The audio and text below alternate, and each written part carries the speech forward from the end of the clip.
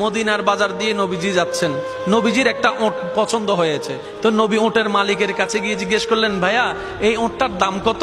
ওই দামাদামি হলো, নবী সে দামে কিনতে রাজি হলেন, কিন্তু নবীর কাছে তখন অর্থ ছিল না। তখন নবীজি ওনাকে বললেন, আপনি আমাকে ওটটা দেন, আমি এখনই গিয়ে আপনার সেই প্রাপ্যটা পাঠিয়ে দিচ্ছি। ওটের মালিক ওনাকে ওটটা দিয়ে দিলেন। আশেপাশে যারা ওটের মালিক ছিল সবাই জিজ্ঞেস করতেছে, এই পাগলা, তুমি কি যাকে ওট দিয়েছো তাকে চিনো? বলে যে না। নাম জানো? বলে যে না। পরিচয় জানো? বলে যে না। ঠিকানা জানো? না।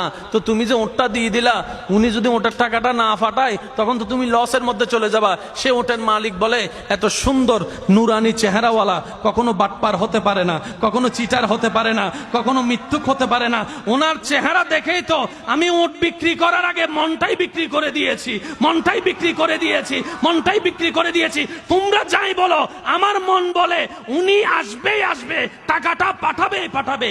এই কথা বলতে না বলতে কিছুক্ষণ পরে নবীজির একজন সাহাবা এসে বলছেন, একটু আগে একজনে ওট নিয়ে গিয়েছেন কাছ থেকে, ওটের মালিকটাকে একটু দেখতে চাই। উনি বলে যে আমার থেকে।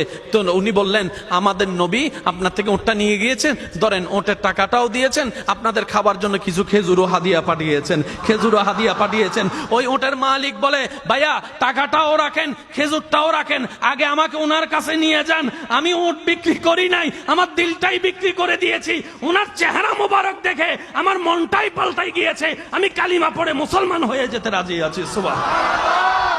जिसका कोई सानी नहीं वो नबी हमारा है, मुस्तफा की अजमत का हद ही ना किनारा है। आशिक बोले, लम याति नजीरु कफी नजरिन मिसले तुना शुद्ध पैदा जाना। चित्कार दिए बोलेन ना सुबहान।